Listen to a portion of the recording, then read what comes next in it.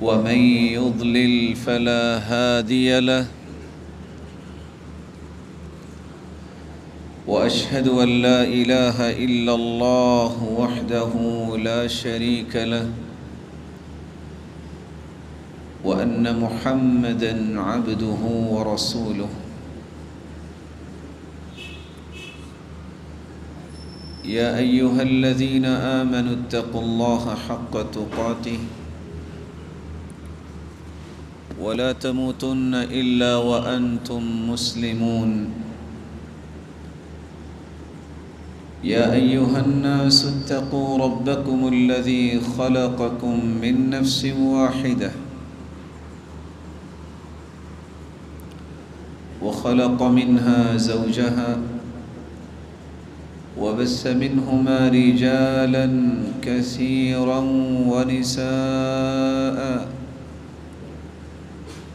واتقوا الله الذي تساءلون به والأرحام إن الله كان عليكم رقيبا يا أيها الذين آمنوا اتقوا الله وقولوا قولا سديدا يصلح لكم أعمالكم ويغفر لكم ذنوبكم ومن يطع الله ورسوله فقد فاز فوزا عظيما أما بعد فأعوذ بالله من الشيطان الرجيم لقد كان لكم في رسول الله أسوة حسنة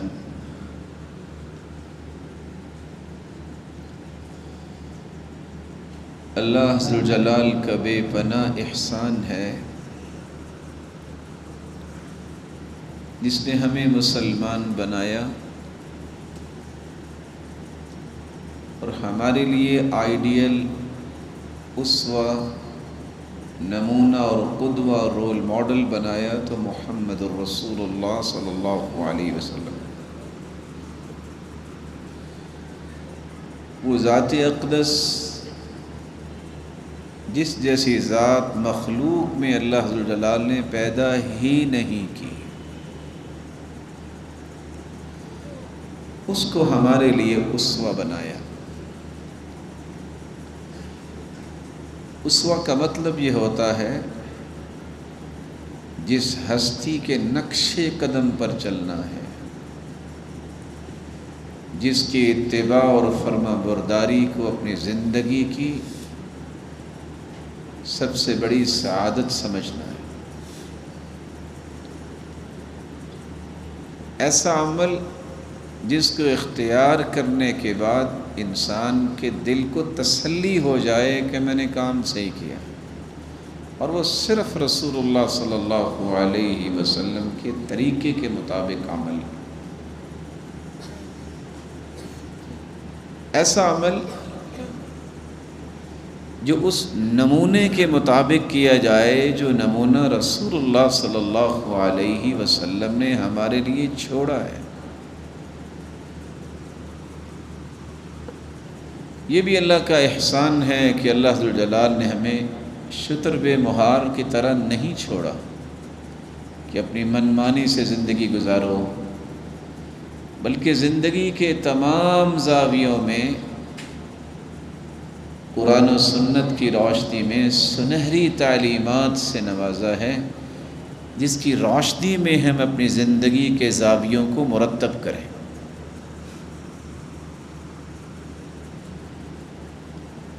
وہ ہستی جس کو نمونہ بنایا ہے، جن کو اللہ ذوالجلال نے وہ خصائص عطا کیے جو کسی بھی پیغمبر کو اللہ ذوالجلال نے عطا نہیں کی۔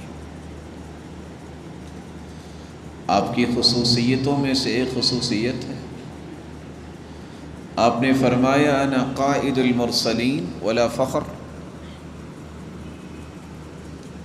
میں 1,24,000 پیغمبروں کا قائد اور لیڈر ہوں، لیکن اس پہ فخر نہیں میں کرتا، کیونکہ فخر میرے مالک کو پسند نہیں ہے۔ انا خاتم النبیین ولا فخر،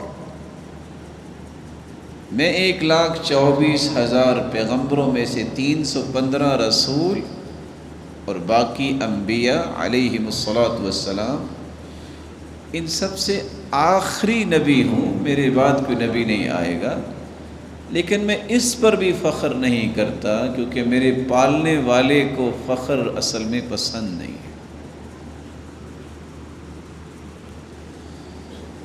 وَأَنَا أَوَّلُ شَافِعٍ وَأَوَّلُ مُشَفَّعٍ وَلَا فَخْرٍ، قیامت کا دن ہوگا، سب سے پہلے اگر کوئی سفارش کرنے والا ہوگا تو وہ میں ہوں گا، اور سب سے پہلے جس ہستی کی سفارش کو شرف قبولیت سے نوازا جائے گا وہ بھی میں ہوں گا، لیکن میں اس پہ بھی فخر نہیں کرتا کیونکہ مجھے پیدا کرنے والے کو فخر پسند نہیں ہے۔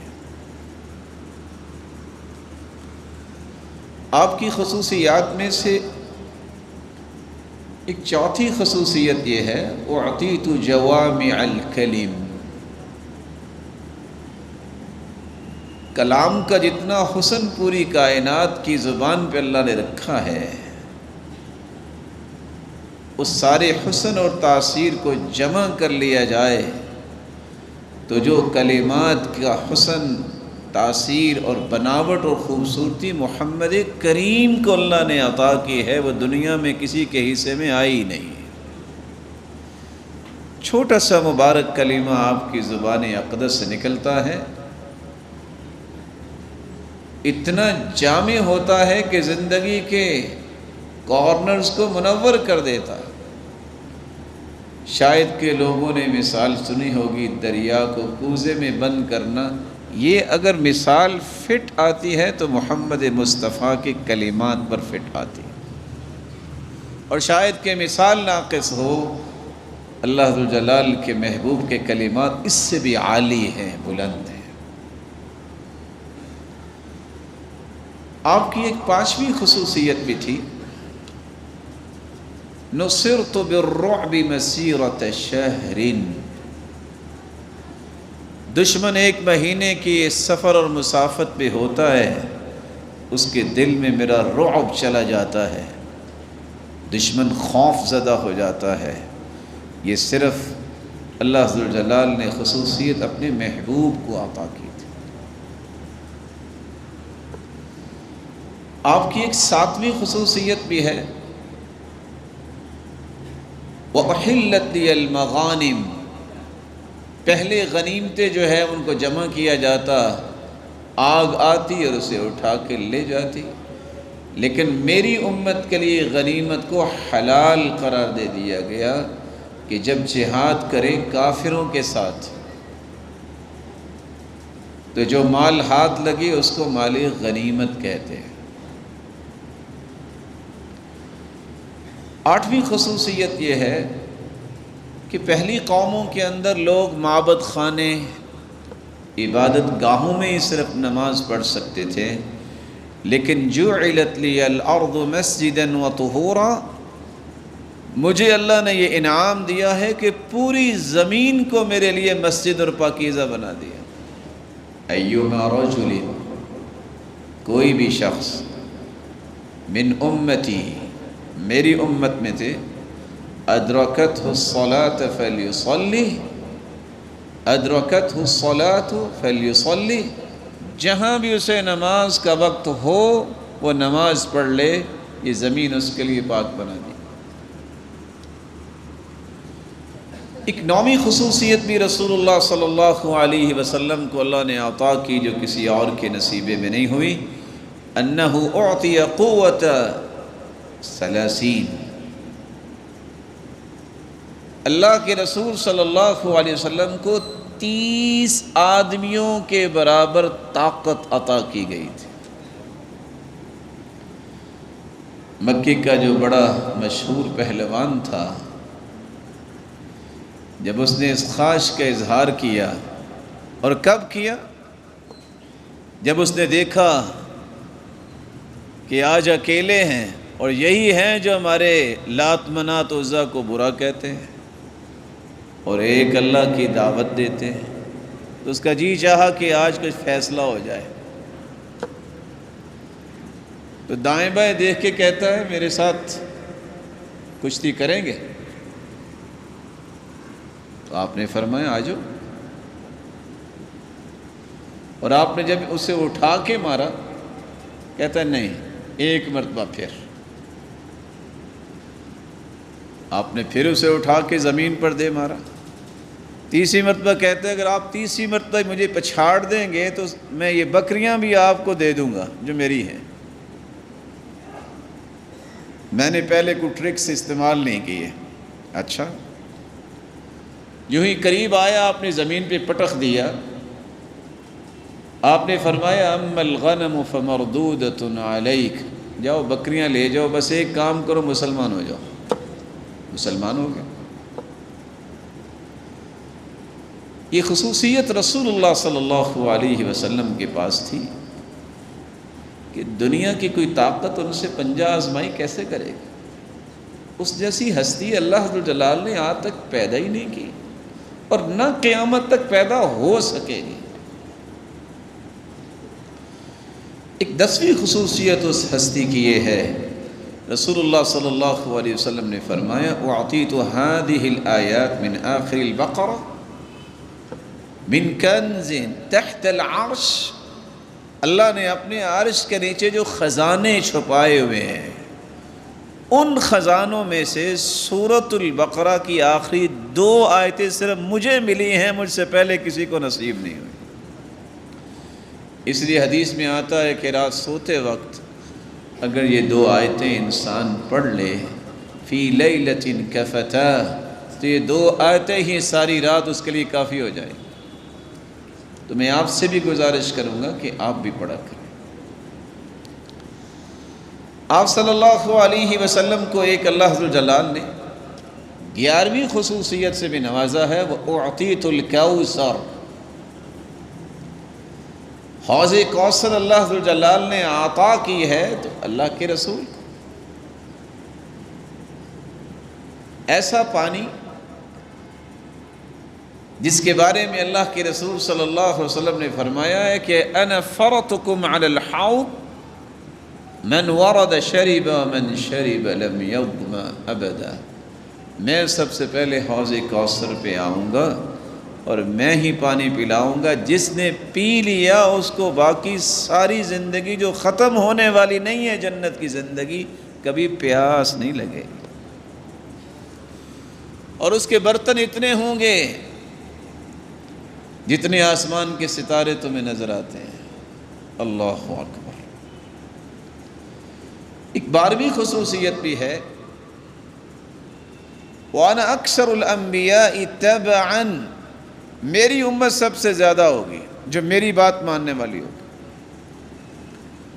قیامت کے دن کچھ لوگ آئیں گے انبیاء علیہم السلام کے ساتھ، حدیث میں آتا ہے وَالنَّبِيُّ يَمْشِي مَعَهُ الْعَشَرَةِ، ایک پیغمبر کے ساتھ 10 امتی، وَالنَّبِيُّ يَمْشِي مَعَهُ الْخَمْسَةِ، ایک نبی کے ساتھ 5 امتی آئیں گے، وَالنَّبِيُّ يَمْشِي مَعَهُ وَاحِدٌ، اور ایک نبی کے ساتھ 1 امتی آئے گا، وَالنَّبِيُّ يَمْشِي وَحْدَهُ، اور کچھ اللہ ذو الجلال کے مقرب انبیاء جو ہیں وہ آئیں گے، ان کے ساتھ کوئی امتی نہیں ہوگا۔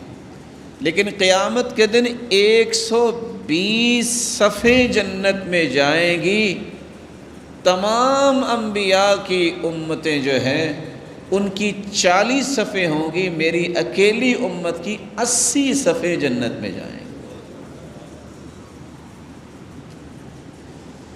ایک 13ویں خصوصیت بھی ہے جو آپ صلی اللہ علیہ وسلم نے فرمایا جعلت امتی خیر الامم، میری امت کو اللہ ذو الجلال نے ساری امتوں سے بہترین امت بنایا ہے، اور اس کی بہتری کی نشانی کیا ہے؟ یہ نیکی کا حکم کرتی ہے اور برائی سے منع کرتی ہے۔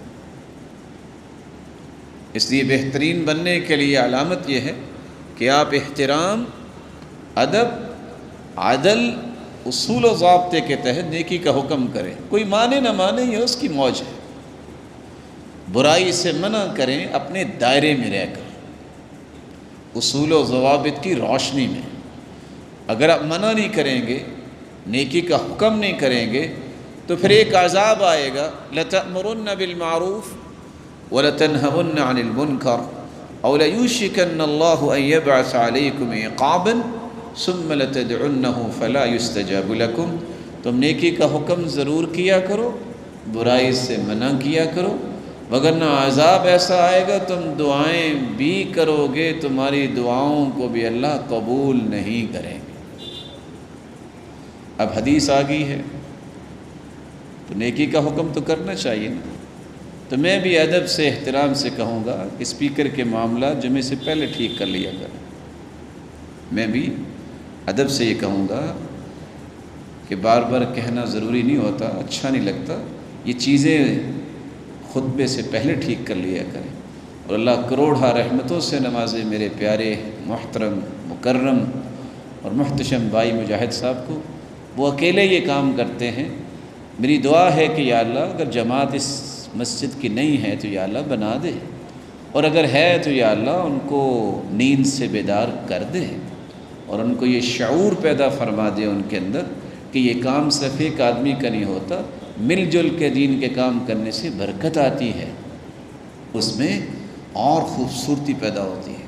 اجتماعی کام اجتماعی طریقے سے کیے جائیں تو اس میں خوبصورتی آتی ہے۔ کسی ایک کے سر پہ پھینک کر باتیں کرنا یہ کوئی کمال نہیں ہے۔ کمال یہ ہے کہ کسی کام کو اعلیٰ اور عمدہ کریں، اور اس کا سبب کیا ہے؟ كان رسول اللہ صلی اللہ علیہ وسلم يحب اذا عمل احدكم عمله فليحسن۔ یہ اللہ کے رسول کا طریقہ تھا، وہ پسند کرتے تھے کہ جب بھی کوئی کام کرے تو عمدگی کے ساتھ اس کو بجا لائے۔ خیر الامور احزمها وان قل، بہترین کام ہوتا ہی وہ ہے جو عمدہ اور پختہ ہو، خواہ تھوڑا ہی کیوں نہ۔ تو آپ کی خصوصیت کی بات چل رہی تھی۔ آپ کی 14ویں خصوصیت یہ ہے کہ قیامت کے دن تو اللہ نے جو انعامات کرنے ہیں، لیکن اس امت میں سے 70,000، پھر ہر ایک کے ساتھ 70,000، آپ نے فرمایا 4,90,00,000,000 لوگ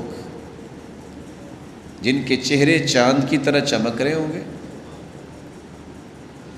ایک ہی وقت میں ایک ہی دروازے سے اکٹھے جنت میں بغیر کسی حساب و کتاب کے یہ داخل ہو جائیں گے۔ یہ اللہ ذوالجلال نے مجھے انعام عطا کیا ہے۔ کبھی اکیلے بیٹھ کے سوچئے گا کہ جہاں 4,90,00,000,000 لوگ گزریں اور دروازہ ایک ہی ہو اور ایک ہی وقت میں گزریں، اور لفظ کیا ہے؟ آخذاً بعضهم بعضا، ایک دوسرے کے ہاتھ میں ہاتھ ڈال کے۔ آپ یہ بھی کہہ سکتے ہیں، اگر پنجابی زیادہ گہری سمجھتے ہیں، ہاتھوں کی کرنگڑیاں ڈال کے جا رہے ہوں گے تو دروازہ کتنا بڑا ہوگا۔ اگر ایک دروازہ اتنا بڑا ہے تو میرے رب کی جنت کتنی بڑی ہوگی۔ اس لیے تو سیدنا حسن بصری رویا کرتے تھے۔ لوگ پوچھتے کہ آپ کیوں رو رہے ہیں؟ وہ کہتے اتنی بڑی جنت اگر مجھے تھوڑی بھی جگہ نہ ملی تو اس سے بڑی محرومی کیا ہے، میں تو اس لیے رو رہا ہوں، یا اللہ اس جنت میں لے جانا۔ اللہ ہم سب کو بھی جنت میں جمع فرمائے۔ آپ کی 15ویں خصوصیت بھی ہے، آپ نے فرمایا قیامت کا دن ہوگا، سب سے پہلے میری قبر مبارک کو کھولا جائے گا۔ آپ کی 16ویں خصوصیت بھی ہے کہ میرے ہاتھ میں اللہ کی تعریف کا جھنڈا ہوگا، آدم سے لے کر آدم فمن سواہ تحت لوائی، پوری کائنات جو ہے وہ میرے جھنڈے تلے ہوگی۔ اچھا وہ جھنڈا کتنا بڑا ہوگا؟ تحت لوائی۔ 18ویں خصوصیت یہ ہے کہ میں ہی اللہ ذوالجلال کے عرش کے نیچے سجدہ ریز ہو جاؤں گا۔ میرا مالک مجھے کہے گا ارفع رأسک وسل تعطا واشفع تشفع، اے میرے محبوب اپنا سر مبارک اٹھائیے، آپ سفارش کیجئے، ہم قبول کرتے ہیں۔ تب جا کے دنیا کا حساب شروع ہوگا۔ انا اول من یاخذ بحلقۃ باب الجنۃ فاعقعقها، سب سے پہلے میں ہی دروازہ جنت کا کھٹکاؤں گا، اور 20ویں خصوصیت انا اول من يدخلها، سب سے پہلے اگر جنت میں قدم رکھیں گے تو محمد مصطفیٰ رکھیں گے۔ جس ہستی کو اللہ ذوالجلال نے اتنے کمالات سے نوازا ہے، اسی کو ہی رول ماڈل بنانا، اسی کو ہی نمونہ سمجھنا، اسی کو ہی اپنے لیے آئیڈیل سمجھنا، یہ ہے دنیا جہان کی سب سے بڑی عقل مندی۔ عموماً جب بھی بات ہوتی ہے اللہ ذوالجلال کے محبوب کی شان کی بات ہوتی ہے اور آگے خاموشی ہو جاتی ہے۔ میری زبان کی سعادت ہے کہ میں اللہ کے بعد اللہ کے رسول کی شان بیان کروں، اس سے بڑی نہ میری زبان کی سعادت ہو سکتی ہے، نہ میری سوچ میں برکت آ سکتی ہے۔ برکتیں اللہ ذوالجلال کے تذکروں کے بعد اگر آتی ہیں تو محمد کریم کے تذکروں کے ساتھ آتی ہیں۔ لیکن موضوع کو تشنا نہیں رہنا چاہیے، ہم اس میں ہی واہ واہ کر کے دل راضی کر لیتے ہیں۔ اصل بات جو دوسری ہے کہ اس ہستی جیسی ہستی اللہ ذوالجلال نے پیدا ہی نہیں کی، ان کی زندگی کے خوبصورت اور کمال والے رویے کون سے تھے جو مجھے اور آپ کو اختیار کرنے۔ آج میں صرف 10 رویوں پہ بات کرنا چاہوں گا، اس نیت سے کہ مالک الملک میری اور آپ کی اصلاح بھی فرمائے، اور ان 10 رویوں پہ غور کر کے ہمیں آگے پہنچانے کی بھی توفیق عطا فرمائے۔ بڑے سے بڑا گھر اور بڑے سے بڑے انسان کو آپ دیکھتے ہیں، سلوٹ بھی کرتے ہیں، لیکن جو ہی وہ گھر میں جاتا ہے تو ایسی ایسی زبان استعمال کرتا ہے کہ بیویاں چھپتی نظر آتی ہیں۔ شادی کے 3 مہینے طلاقیں ہو رہی ہیں، سب کچھ ہونے کے باوجود عورت کے ساتھ ظلم کیا جاتا ہے اور اسے اپنے پاؤں کی جوتی سمجھا جاتا ہے۔ یہ بھی اللہ کے رسول نے سارا کچھ سکھایا ہے۔ کبھی مجھے اور آپ کو غور نہیں کرنا چاہیے کہ جو بیوی کو اپنے پاؤں کی جوتی سمجھتا ہے خود بھی تو پاؤں ہی ہے نا، جو سر کا تاج سمجھتا ہے خود بھی تو سر ہوا نا۔ آئیے اس ہستی نے اپنے گھر میں رویہ کیا رکھا؟ خیرکم خیرکم لأہلہ وَأَنَا خَيْرٌ لِأَهْلِي، تم میں بہترین وہ ہے دنیا میں جو اپنی بیوی کے معاملے میں بہترین ہے۔ لوگوں کی آنکھوں کا تارہ بننا بڑا آسان ہے، اصل تارہ اور ستارہ وہی ہوتا ہے جو انسان اپنی بیوی اور والدین کی آنکھوں کا تارہ ہو، اور اس ستارے اور تارہ بننے کے لیے اخلاق اور احترام اور اچھے کام کرنا یہ پہلی جو ہے ضرورت۔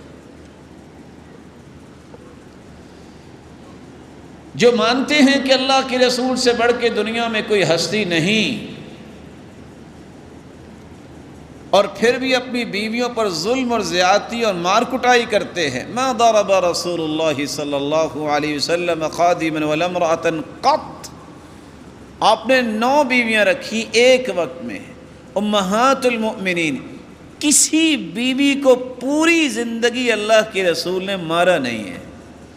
اتباع کہاں گئی؟ گھر سے شروع کریں نا دین کو، دور جا کے تو بہت ساری باتیں کرنا آ جاتی ہے، تو میرے گھر میں دین نہیں ہونا چاہیے؟ جب اللہ کے رسول صلی اللہ علیہ وسلم نے پوری زندگی اپنی کسی بیوی کو مارا نہیں ہے، کمال کا محب ہے، کمال کا یہ متبع سنت ہے، کمال کا یہ فرما بردار ہے، یہ گالیاں بھی دیتا ہے، مارتا بھی ہے، دھکے بھی دیتا ہے، اور کہتا ہے جاؤ تمہاری تو نسل ہی بہت بری ہے۔ یہ جو 200 آدمی لے کے گئے تھے بری نسل لینے گئے تھے؟ آپ کو یہ سوچ کر حیا نہیں آتی کہ کس عزت کے ساتھ لینے گئے تھے؟ کیوں گئے تھے آپ؟ اب نسل کی بات کیوں کرتے ہو؟ جس طرح اس سے کوئی کوتاہی ہوئی ہے آپ سے بھی تو کوئی کوتاہیاں ہوتی ہوں گی، اس کی اصلاح کرو، یہ سوچ کے شادی کر لیا کرو۔ اس وقت تو پیسے کی چمک کو دیکھ کے تم شادی کرتے ہو، تو پیسہ تو انسان نہیں بناتا، انسان بنانے کے لیے شریعت کی پیروی ضروری ہے۔ پیسہ انسان بناتا ہوتا تو کافر پہلے بنے ہوتے۔ اب 6 ارب تو کافر ہیں، 1.5 ارب مسلمان ہیں، پیسہ تو ان کے پاس زیادہ ہے، کوئی ہے ان میں انسانیت؟ کون سا ظلم نہیں وہ جو نہیں کرتے؟ یہ ایک الگ بات ہے کہ آج مسلمان بھی قلبی اور فکری طور پر انہی کے غلام بن چکے ہیں، جو وہ سوچیں گے وہی یہ سوچنے لگ گئے ہیں، حالانکہ وہ اللہ ذوالجلال نے فرمایا لَتَجِدَنَّ أَشَدَّ النَّاسِ عَدَاوَةً لِلَّذِينَ آمَنُوا الْيَهُودِ، روئے زمین پر یہودیوں سے بڑھ کے مسلمانوں کا کوئی دشمن نہیں ہے۔ یہ اللہ کی بات نہیں مانتے، کہتے نہیں وہ تو بڑا پیارا ہے جی، بلکہ فرمایا ایمان کی لذت ہی نہیں مل سکتی جب تک ان کے طور طریقوں کو چھوڑیں گے نہیں آپ۔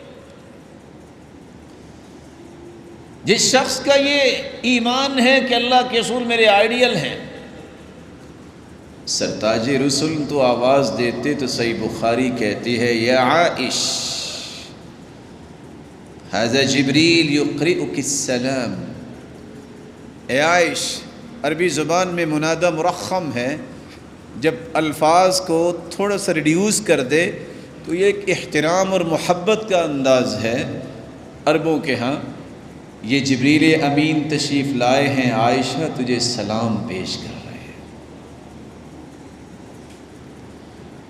سیدہ عائشہ رضی اللہ تعالی عنہا فرماتی ہیں کہ حبشے کے غلام کچھ اپنا کھیل پیش کر رہے تھے تو آپ نے فرمایا یا حمیرہ اتحبین ان تنظری الیہم، اے حمیرہ کیا تم انہیں دیکھنا پسند کرتی ہو؟ یہاں کیا ہوتا ہے، تم نے اگر ماں کو فون کیا نا تو پھر بھی طلاق، تم نے گھر سے باہر قدم رکھا نا تو تب بھی طلاق، تم نے اگر بہن کو فون کیا نا تب بھی طلاق۔ کوئی اللہ سے ڈر جاؤ، طلاق کے ایک حکم تو ہے لیکن یہ ڈرانے کے لیے باہوبلہ ہے۔ اس لیے بعض نقل کرنے والے نقل کرتے ہیں کہ اللہ نے عورتوں کو بھی عقل دی ہوتی ہے۔ اب وہ عورت سے فارغ ہونا چاہتا تھا، سیڑھی پہ چڑھ کے چھت پہ جانے لگی، کہنے لگا تم نیچے اتری تب بھی طلاق، تم اوپر گئی تب بھی طلاق، اس نے چھلانگ لگا دی، کہتے اب بتاؤ۔ یہ رویے جو ہیں یہ سمجھداروں کے رویے نہیں ہیں، اور چھوٹی سی بات ہوتی ہے اس کے مقابلے میں عورت کہتی مجھے طلاق دو، میں نے خلا لینا ہے۔ ابغض الطلاق الی اللہ، ابغض الحلال الی اللہ الطلاق، سب سے غصے میں ڈالنے والی بات جو ہے، مبغوض ترین عمل وہ طلاق، اور جو عورت بغیر کسی شرعی عذر کے طلاق کا مطالبہ کرتی ہے وہ جنت کی خوشبو بھی نہیں پائے گی۔ رسول اکرم صلی اللہ علیہ وسلم کی روایت تو سنی پڑی ہوگی کہ جب صحابہ کے ساتھ جا رہے تو فرمایا تقدموا، آگے چلے جاؤ۔ جب کوئی بھی شخص نظر نہیں آیا تو سیدہ عائشہ رضی اللہ تعالیٰ عنہ سے فرمایا آؤ میرے ساتھ دوڑ لگاؤ۔ پہلے سیدہ عائشہ رضی اللہ تعالیٰ عنہ آگے نکل گئیں، پھر کچھ مدت کے بعد دوبارہ ایسا ہوا تو آپ صلی اللہ علیہ وسلم آگے نکل گئے، فرمایا تلک بتلک، یہ جو اس وقت آپ جیت گئی تھی نا یہ اس کا بدلہ ہے۔ یہ حدیث ساری ضعیف ہے۔ اگر اتباع کی بات آپ کرتے ہیں، واہ واہ کے نعرے لگانے میں تو بڑا شوق ہے آپ کو، اور عشق جیسے لفظ بھی استعمال کرتے ہیں جو آپ کو نہیں کرنے چاہیے کہ میں عاشق رسول ہوں، نہیں میرے پیارے بھائی، میں محب رسول ہوں۔ عشق کا لفظ جو ہے یہ استعمال نہیں کرنا چاہیے، کیونکہ یہ لفظ نہ تو 114 سورتوں میں آیا ہے قرآن مجید میں، نہ 558 رکوع ہیں، 30 پارے ہیں، 6236 آیتیں ہیں، کسی آیت میں یہ لفظ استعمال نہیں ہوا۔ ایک بھی صحیح حدیث میں عشق کا لفظ نہیں آیا۔ 1,44,000 صحابہ جو صرف اشارہ ابرو پہ اپنی جان چھڑکنے کے لیے ہر وقت تیار ہوتے تھے، کسی نے بھی نہیں کہا کہ میں عاشق ہوں آپ کا، کیونکہ لفظ اچھا نہیں ہے۔ بلکہ اگر آپ غور کریں، اب میرے بھائی ہیں تو ہم میں سے بھی کوئی شخص اپنی والدہ محترمہ، بہن، بیٹی کو یہ کہہ سکتا ہے کہ میں عاشق ہوں؟ نہیں کہہ سکتا، کیونکہ لفظ میں اور آپ بھی اچھا نہیں سمجھتے۔ تو اس مبارک ہستی کے لیے یہ لفظ استعمال کرنا چاہیے. کچھ لوگ کہیں گے جی نہیں جی اصل میں اس کا مقصود اور ہے، یہ سمجھے نہیں ہے. تو چلو اللہ ہمیں سمجھا دے. یہ بات تو پھر صحابہ بھی نہ سمجھ سکے والعیاذ باللہ، اور صحابہ کو اگر سمجھ نہیں آئی تو پھر کسی کو بھی سمجھ نہیں آئی، کیونکہ ان جیسی سمجھ اللہ نے کسی کو عطا ہی نہیں. میں صرف ایک روایت بیان کر کے آگے اگلے مرحلے کی طرف جانا چاہوں گا. نسائی کی روایت ہے کہ اللہ کے رسول کی بیوی صفیہ رضی اللہ تعالی عنہ سفر میں تھی. اونٹ کو زیادہ دوڑ نہیں سکا، لیٹ ہو گئی. جب پہنچی تو رو رہی تھی اور کہا اللہ کے رسول صلی اللہ علیہ وسلم سے کہ آپ نے مجھے کون سا اونٹ آج دے دیا کہ میں تو پیچھے رہ گئی. فاستقبلها رسول اللہ صلی اللہ علیہ وسلم وہی تبکی. آپ نے استقبال کیا اور مومنوں کی ماں رو رہی تھی. فجعل رسول اللہ يمسح بيديه عينها ويسقطها. آپ اپنے مبارک ہاتھوں سے کیا کر رہے تھے؟ یمسح. آپ صلی اللہ علیہ وسلم مومنوں کی ماں کی آنکھوں سے آنسو صاف کر رہے تھے اور خاموش کروا رہے تھے. پھر کیا ہوا آپ لیٹ ہو گئے؟ یہ رویے مسلمانوں کے لیے نہیں ہے. کیا مرد بننے کے لیے، ثابت کرنے کے لیے کہ میرا کنٹرول بڑا، اس کے لیے گالیاں ہی ضروری ہے؟ مارنا ہی ضروری ہے؟ ظلم کرنا ہی ضروری ہے؟ اس کے لیے محمد مصطفیٰ کے طریقہ اختیار کرنا ضروری نہیں ہے؟ کیا اللہ کے رسول سے بڑھ کے بھی دنیا میں کوئی کامل انسان آیا ہے؟ نہ آیا ہے، نہ قیامت تک آ ہی سکے گا. تو میں نظر ثانی کرنے کی گزارش کروں گا، جو لوگ اپنے گھروں میں ظلم کر رہے ہیں اللہ سے ڈر جائیں، اس کا حساب دینا ہوگا. عزت کریں گے آپ تو کل قیامت کو بھی عزت کی نظر سے دیکھے جائیں گے. دوسرا رویہ، آپ صلی اللہ علیہ وسلم نے بچوں کے ساتھ اور اولاد کے ساتھ کیا رویہ رکھا. یہ جو رویہ معاشرے میں اس وقت بن چکا ہے اولاد کو بگاڑنے کا، ایک رویہ یہ ہے کہ نہیں کچھ نہیں، اور ساتھ کیا کہتے ہیں؟ مار نہیں پیار. کلمۃ حق ارید بها الباطل. یہ بات تو اچھی ہے لیکن اس کا مقصود غلط لے لیا جاتا ہے. کیا نبی کریم صلی اللہ علیہ وسلم نے بچوں کی تربیت نہیں کی؟ الضرب للصبیان کالماء فی البستان. بچوں کی تادیب اور سرزنش کرنا یہ اتنا ہی ضروری ہے جتنا باغ کو ہرا بھرا رکھنے کے لیے پانی ضروری ہے. آپ صلی اللہ علیہ وسلم کے ساتھ عبداللہ ابن عباس کھڑے ہیں اور نماز میں اونگ رہے ہیں، تو آپ نے معمولی سا کان کو پکڑا اور حرکت دی. کہا بیٹا ایسے نہیں، جا کے نماز میں. آپ صلی اللہ علیہ وآلہ وسلم کے سامنے ماں نے بیٹے کو آواز دی، ادھر آؤ بیٹا میں آپ کو کچھ چیز دوں گی. پوچھا کیا دو گی؟ کہا میرے دل میں تھا کھجور دوں گی. فرمایا اگر تم بلا لیتی کچھ نہ دیتی تو یہ بھی تیرے نام اعمال میں جھوٹ لکھا جا رہا تھا. تربیت ضروری ہے. یا اتنا ماریں گے کہ وہ گھر سے فرار ہو جائے گا؟ کیا یہ بھی رویہ رسول اللہ صلی اللہ علیہ وسلم سے ثابت ہے؟ رسول اکرم صلی اللہ علیہ وآلہ وسلم کا رویہ کیا تھا؟ آپ صلی اللہ علیہ وآلہ وسلم جب گھر سے نکلتے تو آپ صلی اللہ علیہ وآلہ وسلم کا بچے استقبال کرتے. آپ کے پاس کوئی بھی بچہ آتا آپ 4 کام کرتے.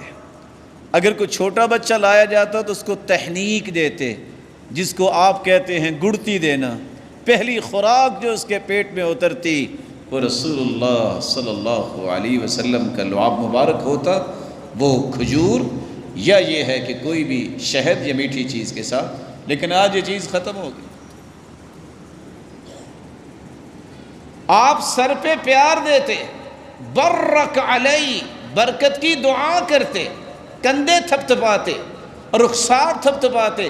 صحابی کہتے ہیں کہ زور کی نماز پڑھ کے نکلے، ہم آگے بڑھے تو آپ صلی اللہ علیہ وسلم نے تھپتھپایا. آج تک آپ کے مبارک ہاتھ کی خوشبو میرے رخسار سے غائب نہیں ہوئی. بچے استقبال تو اس وقت کرتے ہیں نا جس سے انس ہو جائے، تو جن کو دیکھ کے بچے دوڑ جائیں کہ یہ تو بڑا کوئی ظالم آ گیا ہے۔ رسول اکرم صلی اللہ علیہ وآلہ وسلم نے صحابہ کرام کو ایک رویہ یہ بھی بتایا۔ جب ایک شخص آیا اقرع بن حابس، تو سیدنا حسن و حسین جو جنت کے شہزادے ہیں، آپ پیار کر رہے تھے، ایک صحابی نے پیار کیا اپنے بچے کو، کہا تم اپنے بچوں کو چمکارتے ہو؟ تو کہا تم؟ کہا میرے تو 10 بچے ہیں، میں نے تو کبھی ایسا نہیں کیا۔ تو آپ نے فرمایا او املک ان نزع اللہ من قلبک الرحمہ، اگر تیرے دل سے رحمت کو اللہ نے کھینچ رکھا ہے تو میں کیا کر سکتا ہوں؟ جس کے دل میں رحمت ہوتی ہے اپنے بچوں سے پیار کرتا ہے۔ حکم یہ ہے مروا اولادکم بالصلاة وهم ابناء 7 سنین، اپنے بچوں کو 7 سال کی عمر میں نماز کا حکم دو۔ واضربوهم علیہا اذا بلغوا 10، 10 سال کے ہو جائیں تو انہیں مار کے بھی نماز پڑھاؤ۔ اس حدیث کو کہاں لے کے جاؤ گے جب کہتے ہو مار نہیں پیار؟ یہ نماز ہے، اس کے بغیر ایمان نہیں ہے۔ رسول اکرم صلی اللہ علیہ وآلہ وسلم جب گھر میں کوئی پھل آتا، آپ سب سے پہلے چھوٹے بچے کو پیش کرتے، سب سے پہلے چھوٹے بچوں کو پیش کرتے۔ یہاں چونکہ ہم نے دکھلاوے کے لیے کام کرنے ہوتے، مہمان آئے گا بڑے بڑے پھل آئیں گے، پتہ لگے جی بڑا مال ہے، مال کی نمائش کے لیے ہوگا۔ اوہ اللہ کے نیک بندو جو گھر میں بچے ہیں، کبھی ان کو بھی کھلا دیا کرو۔ آپ صلی اللہ علیہ وسلم کی خدمت میں پھل پیش کیا جاتا، آپ کیا فرماتے؟ یدعو اصغر ولید لہ، جو خاندان میں سب سے چھوٹا بچہ ہوتا کہتے اس کو بلاؤ، فیعطیہ ذلک الثمر، سب سے پہلے اسے کھلاتے، تم کھاؤ۔ کیا یہ رویہ رسول اللہ صلی اللہ علیہ وسلم کے اختیار کرنے میں کوئی مشکل ہے؟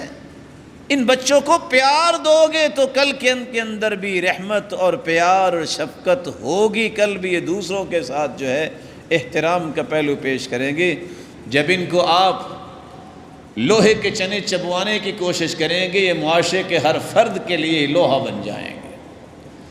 اپنے گھر سے اصلاح کے دروازے کھولو۔ رسول اللہ صلی اللہ علیہ وآلہ وسلم کی شفقت دیکھیے، اگر کوئی بچہ رو رہا ہوتا تو آپ نماز ہلکی کر دیتے، قرات جو کر رہے ہوتے تو اس کو مختصر کر دیتے کہ بچہ رو رہا ہے، ماں پریشان ہوگی، آپ جلدی نماز کو ختم کر دیتے۔ نماز ہے۔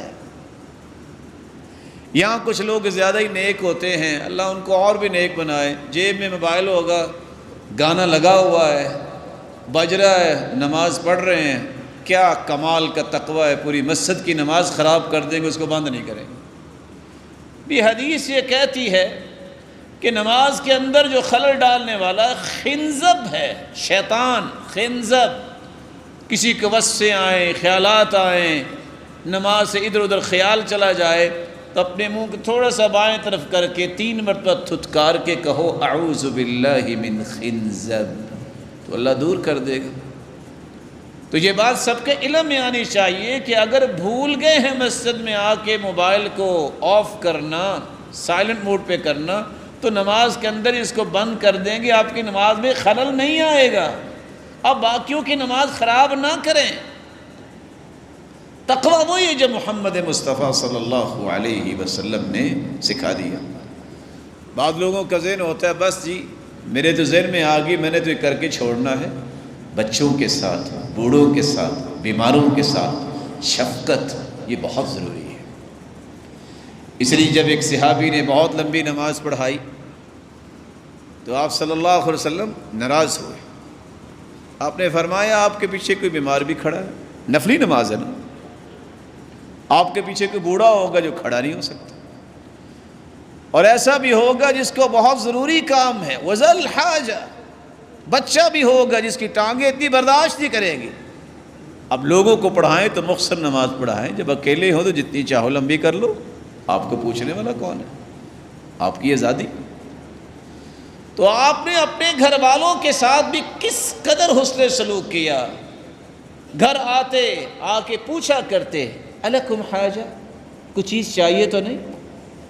یہاں ایک نہیں، کسی مجلس میں بیٹھ جائیں سوال و جواب دینے کے لیے 100 میں سے 60 سوال یہ ہوں گے کہ گھر کا کھانا ہی نہیں پورا کرتا، یہ راشن ہی لا کے دیتا ہے جب تک 100 منتیں نہیں کروا لیتے۔ یہ زندگی ہے؟ یہ مال اللہ نے کس لیے دیا ہے؟ یہ آپ جتنا بھی چھپا لو گے تمہارا نہیں ہے میرے پیارے بھائیوں، یہ وارثوں کا ہے۔ آپ کا مال صرف وہ ہے جو آپ نے خرچ کیا، اللہ کی راہ میں دے دیا، جو پہن لیا، جو کھا لیا۔ اور ایک حدیث کو یاد رکھیے گا، میں اگلے مرحلے کی طرف منتقل ہونے لگا ہوں۔ لا يدخل الجنت بخیل، کوئی بخیل جنت میں نہیں جائے گا۔ کبھی اکیلے بیٹھ کے یہ روایت ضرور صحیح مسلم کھول کے پڑھیے گا۔ اس لیے نیک لوگ اپنی بیٹیوں کا نکاح کرتے وقت دیکھتے تھے یہ بخیل ہے، نکاح نہیں کرتے تھے، کہتے تھے اس نے تو جنت میں جانا نہیں ہے تو بیٹی کیا کرے گی۔ بخل نہ کرو، اپنے گھروں کے اخراجات کو خوشی سے پورا کرو۔ کروڑوں روپے بھی آپ نے اپنی بیوی بچوں کی ضروریات کو پورا کرنے کے لیے جو جائز ہے آپ خرچ کرتے ہیں تو یاد رکھنا یہ ضائع نہیں ہوا، قیامت کے دن ہوگا۔ یہ ساری کے ساری رقوم جو ہیں آپ کے نامہ اعمال میں بطور صدقہ لکھی ہوئی ہوں۔ اچھا، ایک صحیح مسلم کی روایت میں بطور تحفہ پیش کر دیتا ہوں، شاید کسی کے نہال خانے میں محفوظ ہو جائے، اور اس حدیث کا ترجمہ ہی میں کر دیتا ہوں۔ حدیث میں آتا ہے 4 دینار بندہ خرچ کرتا ہے، بیوی پر، مسکین پر، اللہ کی راہ میں، گردن آزاد کرنے۔ اعظم اجرا الذي انفقته على اهلك، اللہ کی راہ کتنی پیاری، مسکین پر خرچ کرنا کتنا پیارا، گردن آزاد کرنا کتنا اچھا، لیکن فرمایا قیامت کا دن ہوگا ان 4 دیناروں میں سب سے زیادہ اجر والا وہ دینار ثابت ہوگا جو آپ نے اپنی بیوی کی جائز ضرورت کو پورا کرنے کے لیے خرچ کیا۔ اللہ ذوالجلال ہمیں اپنے گھریلو معاملات میں بھی رسول اللہ صلی اللہ علیہ وسلم کو آئیڈیل بنانے کی توفیق عطا فرمائے۔ رشتہ داروں کے معاملات ہیں، کوئی شہر، کوئی گاؤں، کوئی دیہات، کوئی بستی، کوئی محلہ دکھائیے، گنتی کے 1 سے 2 گلیوں دور رہتے ہوں گے رشتہ دار، سال سال ملاقات نہیں ہوتی۔ کیا وجہ جی؟ اس نے رشتہ دیا نہیں ہے، اس نے لیا نہیں ہے، اس نے یہ کیا تھا۔ لو، اللہ ذوالجلال نے تمہیں عقل و فراست عطا کی ہے، رشتے لینے دینے کے لیے اس طرح کا دین بنانا چاہیے۔ پریشانی کی کیا بات ہے؟ وہ آپ کو پسند آئیں گے اس وقت جب آپ ان جیسا بن کر دکھائیں گے۔ ایک شخص دیندار ہے، نماز کا پابند ہے، دوسرا سود خور ہے، رشتہ کیسے ہوگا؟ اس کے لیے ابتدا سے ہی کوشش کرتے ہیں کہ ہم نے ملنا ہے تو یہ میئرز ہے، اور اگر نہیں، اللہ کے رسول صلی اللہ علیہ وسلم نے پیغام بھیجا ام ہانی رضی اللہ تعالیٰ عنہ کہ رشتے کے لیے، تو انہوں نے کہا کہ اللہ کے رسول صلی اللہ علیہ وسلم آپ کی شان کتنی عظیم ہے، تو مجھے بہت ڈر لگتا ہے کہ کہیں آپ کی شان میں کوئی کمی نہ ہو جائے تو میں شادی نہیں کروں گا۔ کیا اللہ کے رسول صلی اللہ علیہ وسلم نے پوری زندگی سیدہ ام ہانی سے کلام ختم کر دی؟ بلکہ حدیث یہ بتاتی ہے کہ ضحیٰ اور چاشت کی نماز اگر پڑھی ہے 8 رکعتیں تو سیدہ ام ہانی کے گھر میں ہی پڑھی، بلکہ سیدہ ام ہانی رضی اللہ تعالی عنہ تشریف لائی، کہتی ہے اللہ کے رسول یہ قیدی کو میں نے پناہ دے دی ہے۔ فرمایا اجرنا من اجرتی یا ام ہانی، اے ام ہانی جس کو تو نے پناہ دے دی ہے میں نے بھی پناہ دے دی ہے، ٹھیک ہے اس کو چھوڑا لیں۔ اس رویے کو ذرا اپنی زندگی پہ اپلائی کیجئے۔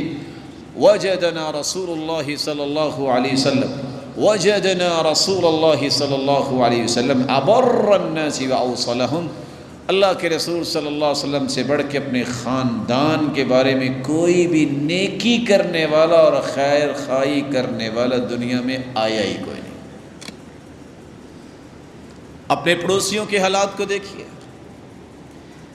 اب چونکہ جمعہ ہے، ایک مقدس وقت ہے، میں ہاتھ تو نہیں کھڑا کرواؤں گا، سوچئے آپ نے ایک سال کے اندر کتنی مرتبہ پڑوسی کے گھر میں کھانا بھجوایا یا اس کی ضرورت کو پورا کرنے کے لیے آپ نے کوشش کی؟ دعوے بڑے ہیں میرے بھی اور آپ کے بھی، ہم بڑے علمبردار ہیں، بڑے سنت کے پابند ہیں، اور ہم اللہ کے رسول سے بڑی سچی محبت کرتے ہیں۔ سیدنا حسین رضی اللہ تعالیٰ عنہ، زین العابدین رضی اللہ تعالیٰ عنہ، یہ طریقے ذرا سوچئے کہ اس کمال کے خاندان کے رویے بھی کتنے با کمال تھے۔ بیان کرتے ہیں، ساتھی بیٹھے تھے، کہتے ہیں کون ہے تم میں سے جو کہتا ہے کہ میرے دوست ہیں، بھائی ہیں؟ کام سب ہیں۔ کہتے ہیں آپ میں سے کون ہے کہ کسی بھائی نے آ کے اس کی جیب میں ہاتھ ڈالا اور جو اس کی ضرورت سی اس کو نکالا اور پھر چلا گیا؟ کہتے کوئی بھی نہیں۔ کہتے پھر دعویٰ کیسے ہے آپ کا کہ میرا بھائی ہے؟ لونڈی کو کہا کہ فلاں شخص آ گیا، اس کو ضرورت ہوئی، میں گھر نہ ہوا تو مال دے دینا۔ وہ شخص آیا، نہیں جانتی تھی لونڈی، اس نے اصرار کیا کہ پریشانی ہے، آخر اس کو بتانا پڑا، ضرورت کے مطابق مال لیا، چلا گیا۔ واپسی پہ بتایا، کہا واقعتاً اس کی ضرورت تھی، وہ لے گیا؟ ہاں۔ کہا میں اس خوشی میں تمہیں آزاد کرتا ہوں کہ ایک مسلمان کی ضرورت پوری ہوگی۔ اور آج حالت یہ ہے کہ ایک طرف سیلاب میں مسلمان کس قدر پریشان ہیں اور دوسرے لوگ کس قدر ظلم کر رہے ہیں کہ لوٹ مار میں پڑے ہیں کہ ان کا کوئی بچا کھچا سامان ہمارے ہاتھ کیسے آئے گا۔ عذاب کیوں نہ آئے، آزمائشیں کیوں نہ آئیں، جہاں حالت یہ ہو کہ کسی کی مدد کرنے کی بجائے انسان اپنے طمع اور لالچ کی جو ہے وہ مصیبت میں پڑا ہو تو وہاں عذاب ہی آئیں گے۔ یہ وقت ہے کہ ایسے بھائیوں کے ساتھ کھڑے ہو جاؤ، اپنا مال پیش کرو اور اپنی صلاحیت کو کہ ان کو اس مشکل وقت سے نکالیں۔ مشکل وقت تو کسی پر بھی آ سکتا ہے، اللہ سے دعا ہے کسی پر نہ لائے، عافیت دے دے، وہ تو بادشاہ ہے نا، وہ نہ بھی آزمائش دے، اس کے بغیر بھی بخش دے، تو اس سے پوچھنے والا تو کوئی نہیں ہے۔ اس سے اللہ سے عافیت مانگا کرو، یا اللہ جن پہ مصیبت آئی ہے ان کو بھی محفوظ فرما اور باقی لوگوں کو بھی محفوظ فرما۔ آپ صلی اللہ علیہ وآلہ وسلم نے جو چوتھا رویہ ہے مہمانوں کا، آج ذرا غور کیجئے میری اور آپ کی مہمان نوازی کیسے ہے۔ حدیث میں آتا ہے لا خیر فی من لا یضیف، جو مہمان نواز نہیں ہے اس کے اندر خیر نام کی کوئی چیز نہیں۔ دوست آ جائے، کیا کھاؤ گے اور بتاؤ تو صحیح۔ بہن بھائی آ جائے، میں ذرا تھوڑا سا بیزی تھا، پھر نہیں آپ آ جائیں گے، یہ مہمان نوازی۔ سید المرسلین نے تو یہ بتایا، جب مہمان آیا کون ہے مہمان نوازی کرے گا، صحابی گھر لے گئے، لمبی حدیث ہے صحیح بخاری کی، کہا صرف بچوں کے لیے ہے، نہ میرے لیے ہے، نہ آپ کے لیے ہے۔ خامن کہتا ہے اچھا بچوں کو سلا دو، یہ مہمان کو کھلانا ہے۔ خود بھی نہیں کھایا، بیوی کو بھی نہیں کھلایا، بچے بھی سلا دیے، اور پاس اندھیرے میں بیٹھ کے میں کیسے بتاؤں کہ وہ بتا رہے تھے کہ میں کھا رہا ہوں، منہ ہی ہلاتے ہوں گے۔ صبح اٹھے، اللہ نے آیت نازل کر دی وَيُؤْثِرُونَ عَلَىٰ أَنفُسِهِمْ وَلَوْ كَانَ بِهِمْ خَصَاصَةٌ۔ اللہ ذوالجلال کو بڑی خوشی ہوئی ہے کہ میرے بندوں نے کیسی مہمان نوازی کی ہے، قرآن ان کے اس عمل پہ اتار دیا اور اللہ ذوالجلال نے ان کی تعریف کی۔ اور یہاں حالت یہ ہے بیگانہ آ جائے جس کے ساتھ کوئی کاروباری ٹرمز ہیں، بڑی خدمت، باپ ہے، ماں ہے، اپنے کسی بیٹے بیٹی کے پاس آ جائے، بہنیں آ جائیں یا بھائی آ جائیں، چلو پھر بیٹھیں گے، آج تو میں فارغ نہیں ہوں۔ اپنے رویوں پہ ذرا غور کیجئے، اس کو مہمان نوازی یا بھائی چارہ نہیں کہتے۔ ایک لفظ میں بولنے لگا ہوں، تھوڑا سا کڑوا آپ کو لگے گا، یہ اخلاق نہیں ہے، یہ منافقت ہے۔ کیونکہ والدین کے آپ وارث ہیں اور آپ کی وفات پہ وہ آپ کے وارث ہیں، یہ خونی رشتہ ہے بہن بھائیوں کا۔ آپ سفر میں بھی جاتے ہیں، کسی کے لیے سیٹ چھوڑتے ہیں، چھوڑنی چاہیے۔ اگر کسی بھی مسلمان بہن کے لیے آپ سیٹ چھوڑتے ہیں، چھوڑنی چاہیے۔ لیکن اگر آپ بیٹھے ہیں اور آپ کی سگی بہن آئی ہے اور آپ اس کے لیے جگہ نہیں بناتے، بیٹی آئی ہے سگی اور وہ آ کے بیٹھنا چاہتی ہے تو آپ اپنے پاس جگہ نہیں بناتے، تو سمجھ لینا یہ آپ کا اخلاق نہیں ہے۔ جو لوگوں کے لیے صرف ہے، اپنے خاندان کے لیے، اس کو منافقت کہتے ہیں۔ کیونکہ اللہ کے رسول صلی اللہ علیہ وسلم جب تشریف لاتے تو سیدہ فاطمہ بھی یہی کرتی. جب سیدہ فاطمہ تشریف لاتی اللہ کے رسول کھڑے ہوتے، ایک کام، آگے بڑھ کے ہاتھ پکڑتے، دوسرا کام، پھر آپ صلی اللہ علیہ وسلم سیدہ فاطمہ رضی اللہ تعالی عنہا کو بوسہ دیتے، تیسرا کام، پھر پکڑ کے اپنی جگہ پہ بٹھاتے. یہ ہے محمد مصطفیٰ کی اپنی اولاد سے محبت. اس محبت کو اپنے گھرانوں میں بھی پیدا کیجیے. رسول اللہ صلی اللہ علیہ وآلہ وسلم نے ایک اور رویہ بھی دیا ہے.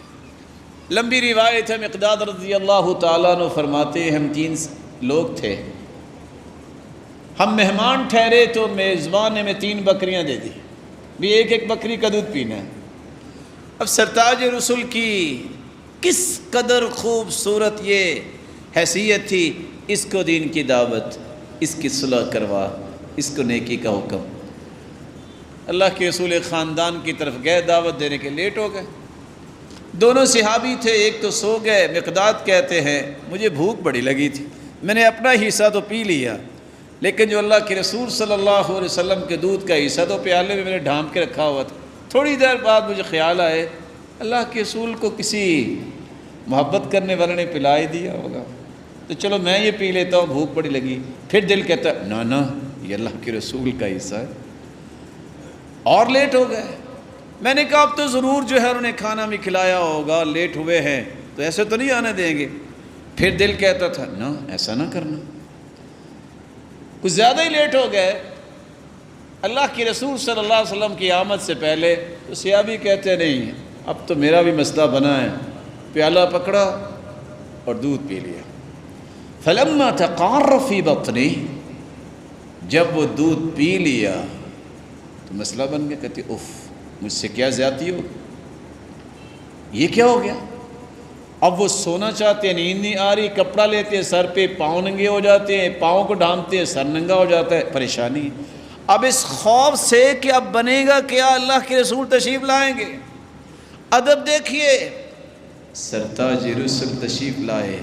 آپ نے آرام سے دروازہ کھولا اور کیا کہا، السلام علیکم. آہستہ سے سلام کہا. اگر کوئی سو رہا ہے تو بیدار نہ ہو. یہاں ایک ہی کمرے میں 2-3 سوئے ہوں، 2-3 کچھوڑیے والدین بھی سوئے ہوں تو پاؤں کے ساتھ ٹھوکر لگا کہتے ہیں سو رہے ہو. یہ ادب ہے. وہاں محمد کریم اپنے ساتھیوں کی نیند کو خراب کرنے سے بچ رہے ہیں. تو میں نے جب دیکھا کہ سلام تو کہا ہے، آپ صلی اللہ علیہ وسلم سیدھے گئے اپنے دودھ کی طرف. پیالہ دیکھا تو خالی. تو آپ نے ہاتھ اٹھا لی. میں نے کہا اب مارے گئے، اب بد دعا ہوگی، مسئلہ بن جائے گا.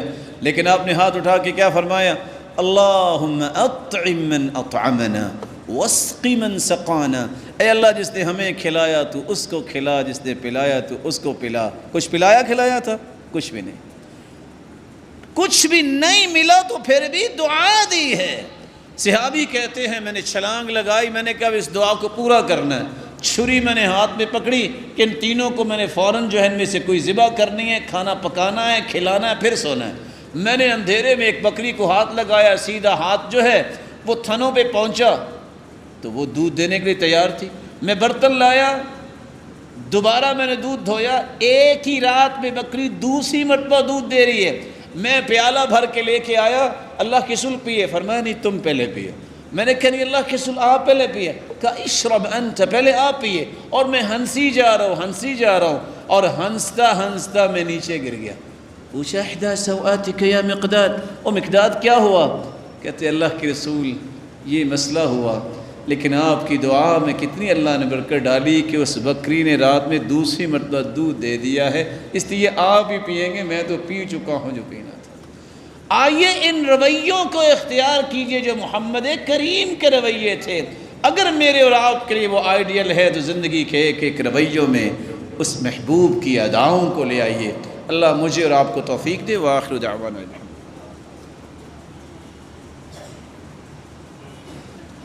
الحمد للہ علی احسانی والشکر له علی توفیقہ وامتنانی. اما بعد، رسول اکرم صلی اللہ علیہ وسلم کا ایک رویہ اپنے خادموں کے ساتھ بھی تھا، وہ بھی یاد رکھنا چاہیے. خدمت گزار تھے سیدنا انس، روایت ہے صحیح بخاری کی. ماں لے کے آئی کہ اللہ کے رسول یہ آپ کی خدمت کرے گا، دعا کر دیجیے۔ آپ نے دعا کیا کہ اللہم اکثر مالہ وولدہ، اللہ اس کے مال میں بھی برکت فرما، اس کی اولاد میں بھی، وَأَطِلْ عُمْرَ، اس کی عمر بھی لمبی کر دے اور اسے بخش بھی دے۔ 4 دعائیں دی۔ صحابی کہتے ہیں انس سارے مدینے کے باغات سال میں 1 مرتبہ پھل دیتے تھے، 6 مہینے میں میرا باغ 2 مرتبہ پھل دیتا تھا۔ عمر اتنی لمبی میری ہو گئی حتیٰ استحییت عن اہلی، کہ مجھے اپنے اہل و عیال سے بھی حیا آنے لگی۔ اولاد میری اتنی تھی کہ حجاج بن یوسف کے دور تک 120 پوتے پوتیاں اور دوتے دوتیاں فوت ہو چکے تھے، ابھی باقی بھی زندہ تھے۔ کہتے 3 دعائیں تو ہوگی قبول، میرا مالک 4تھی دعا بھی قیامت کے دن ضرور قبول کریں گے، میری بخشش بھی اللہ فرمائیں گے۔ رسول اکرم صلی اللہ علیہ وآلہ وسلم کا دیہاتیوں کے ساتھ جو بالکل کچھ نہیں پڑھے لکھے ہوتے ان کے ساتھ رویہ بھی یاد رکھنا چاہیے۔ ہم میں سے اس بات کو سمجھنے کے لیے تیار ہونا چاہیے ہر ایک کو۔ ایک شخص آیا، اس کو نہیں پتہ تھا، مسجد کے کونے میں بیٹھ کے پیشاب کر دیا۔ جب یورین پاس کیا صحابہ غصے میں آئے، آپ نے فرمایا لا تجرموا لا تقطعوا علیہ بولا، رک جاؤ اس کو پتہ نہیں۔ جب وہ فارغ ہوا آپ نے ڈول پانی کا منگوایا اور پانی بہا دیا، اور بعد میں کہا ان هذه المساجد لم تبن لهذا، یہ مسجدیں ان کاموں کے لیے نہیں ہیں، انما ہے لذکر اللہ والصلاۃ والذکر، یہ تو اللہ کا ذکر کرنے، قرآن کی تلاوت کرنے اور نماز پڑھنے کے لیے مسجدیں بنائی جاتی ہیں۔ تو اس شخص نے کیا رویہ پیش کیا؟ کہتا ہے یا اللہ مجھ پہ رحمت فرما یا محمد پہ رحمت فرما۔ آپ نے فرمایا اتنی اللہ کی وسیع رحمت اور 2 بندوں کے لیے خاص کر دی؟ فرمایا وہ تو جھڑک ہی رہے تھے نا۔ رویوں کو بدلیے۔ مسجد میں کو آ جاتا ہے، یہ آپ کا ڈیرا نہیں ہے، یہ مسجد ہے۔ مت کہیے تم میری مسجد میں نہیں آ سکتے، مت سوچئے کہ یہ آ گیا تو اب میری نماز نہیں ہونی، مت کہیے کہ اس کو تو میں نے آنے نہیں دینا۔ یہ رویے مسلمانوں کے نہیں ہونے چاہیے۔ خوش ہوئیے کوئی مسجد میں آ گیا ہے، آگے بڑھ کے سلام کیجئے، السلام علیکم۔ نماز پڑھنے کے بعد اس سے پہلے میں آپ کی کیسے خدمت کر سکتا ہوں، اس کے لیے آسانی کیجئے۔ یہ رویے جب تک نہیں آئیں گے معاشرے میں محبت اور احترام اور سکون کیسے آئے گا؟ ضرورت مند اور فقیروں کے ساتھ آپ کا رویہ کیا تھا؟ اللہ کے رسول صلی اللہ علیہ وسلم نے اپنی ذات کے لیے پوری زندگی کسی کو کہا ہی نہیں ہے، لیکن آپ صلی اللہ علیہ وسلم نے فقیروں کے لیے، ضرورت مندوں کے لیے ہر وقت لوگوں کو ابھارا ہے۔ کچھ لوگ آئے جن نے چمڑے کے لباس پہنے تھے، قد اجتابوا النمار، کپڑے نہیں ہیں، چمڑے میں سوراخ کیا اور اس کو پہنا ہوا ہے۔ آپ صلی اللہ علیہ وسلم بڑے رنجیدہ ہوئے، فرماتے تصدقوا، لوگوں صدقہ کرو، ڈھیر لگے گندم کے، کپڑوں کے، مال کے، اور آپ نے سارا تقسیم کیا۔ میں بھی آپ سے کہوں گا یہ وقت ہے ان مسلمانوں کے لیے آپ کو بھی کھڑے ہونے کا کہ جو سیلاب میں پریشان ہیں، ان تک کھانا پہنچانا، ان کو لباس پہنچانا اور ان کے ساتھ کھڑے ہونا۔ اللہ ذوالجلال ان کی اس مصیبت کو دور فرمائے اور اللہ ذوالجلال ان کی سرپرستی فرمائے۔ اللہ کے رسول کی محبت کا انداز تو جانوروں اور پرندوں کے ساتھ بھی تھا۔ ایک شخص نے صرف ایک پرندے کے بچوں کو پکڑا تھا، اللہ کے رسول ناراض ہو گئے، فرمایا من فجع هذه بولدها، یہ فاختہ کے بچوں کو کس نے پکڑا ہے؟ میری غیرت یہ بھی برداشت نہیں کرتی کہ اس کی ماں پھڑپھڑاتی ہوئی آئی اور اس نے اپنے پر زمین پہ بچھا دی ہے۔ میری غیرت یہ بھی برداشت نہیں کرتی کسی پرندے کے ساتھ بھی ظلم کیا جائے۔ ردوا الیہا ولدہا، اس کے بچوں کو چھوڑ دو۔ اگر کسی پرندے کے بچوں کو چھڑانے کی بات اللہ کے رسول فرما رہے ہیں تو کسی انسان کے بچوں پہ ظلم کرنا، اس کی ماں پہ کتنا جو ہے وہ کرب ہوگا، غم ہوگا، اس کو چھڑانا نہیں چاہیے۔ اللہ ذوالجلال ان رویوں کو اختیار کرنے کی توفیق عطا فرمائے۔ بلکہ آپ صلی اللہ علیہ وآلہ وسلم کے پاس تو کوئی گنہگار بھی آ جاتا تو آپ جس طرح آج ہوتا ہے کہ بس اس کو مار ہی دو، جیسا کہ آپ سنتے ہیں کہ فلاں نے گولی مار کے مار دیا۔ آپ کے پاس ایک شخص آیا اللہ کے رسول صلی اللہ علیہ وسلم سے اجازت لینے کے لیے کہ میں ایک برائی کرنا چاہتا ہوں۔ آپ نے پہلے سمجھایا، پسند ہے تمہاری والدہ گرامی، بہن، بیٹی، اور آپ کی خالہ اور پھپھو سے کوئی برائی کرے؟ کہا لا واللہ، اللہ کی قسم نہیں۔ کہا تو پھر لوگوں کی بھی تو یہ معزز رشتے ہیں نا۔ پھر آپ نے کندھے پہ ہاتھ رکھ کے 3 دعائیں دی، اللہم طہر قلبہ، اللہم طہر قلبہ واغفر ذنبہ واہدی۔ اے اللہ اسے ہدایت بھی دے، اس کے دل کو پاکیزہ بنا دے اور اس کے گناہوں کو معاف کر دے۔ راوی روایت کرتے ہیں پوری زندگی پھر اس نے کسی کی طرف آنکھ اٹھا کے نہیں دیکھا۔ دعا کیا کریں، اصلاح کیا کریں، ظلم نہ کیا کریں۔ اللہ ذوالجلال ہم سب کو ان رویوں کو اختیار کی توفیق عطا فرمائے۔ وآخر دعوانا